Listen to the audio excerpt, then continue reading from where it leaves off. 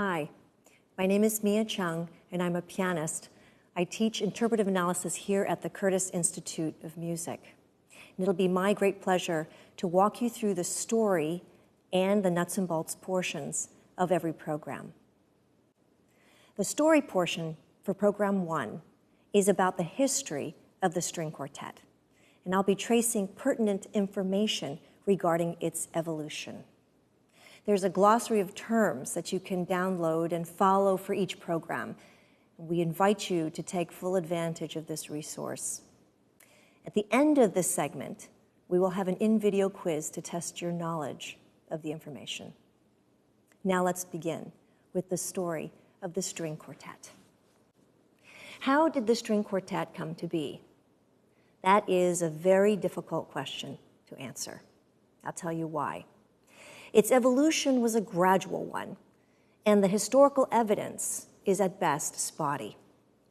It's hard to identify a starting point, and even more difficult to trace this linear progression of development for the medium. It's not at all like a family tree where one can trace one's lineage back to very specific ancestors.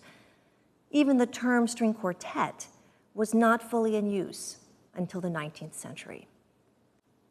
The evolution of the quartet is also muddied by its close relationship with other kinds of writing.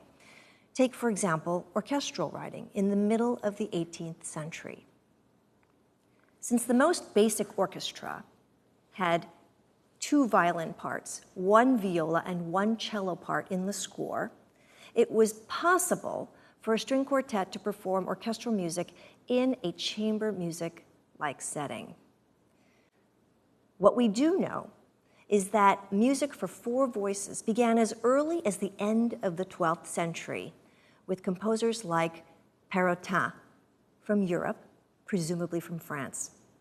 But of course, he was writing for four human voices and not string instruments. We also know of isolated examples of string quartet prototypes by Italian composers like Gregorio Allegri, who lived between 1582 and 1652, and another composer, Alessandro Scarlatti, also from Italy, who lived between 1660 and 1725. Scarlatti's set of works entitled Sonatas for Four Instruments, two violins, one viola, one cello, without harpsichord, which is from 1715 to 1725, was breathtakingly revolutionary. See, Scarlatti's approach was unusual for the following reason. The words senza cembalo, which means without harpsichord, indicated that a new chamber music approach, that of four-voice string writing, was on the horizon.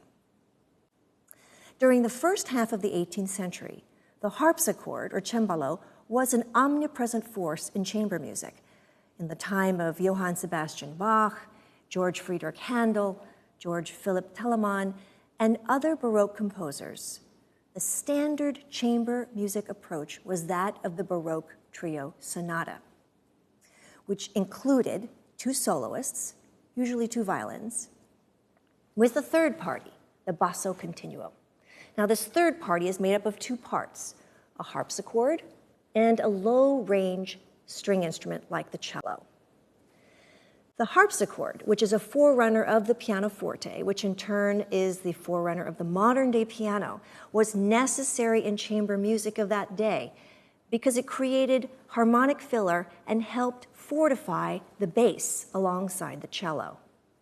By inserting a third soloist, the mid-range voice of the viola, Scarlatti was able to create a complete four-voice string texture that no longer required the harmonic filler provided by the harpsichord. The cello itself could hold down the bass line. So Scarlatti's composition for four string instruments without harpsichord was rather extraordinary. But it and other pieces like it were not the cause of this change in chamber music, but rather a sign of things to come. There are many other notable composers from Italy and southern Germany who who contributed to the development of the string quartet medium. But it's really time for us to turn our attention to Franz Joseph Haydn, who lived from 1732 to 1809. He was a prolific string composer, particularly for the string quartet.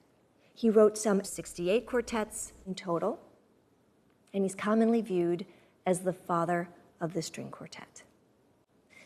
There's a charming account by Haydn's biographer, Georg August Griesinger, in which a Baron Fürnberg asks Haydn to compose a piece that could be played by 4 friends of music, all string players.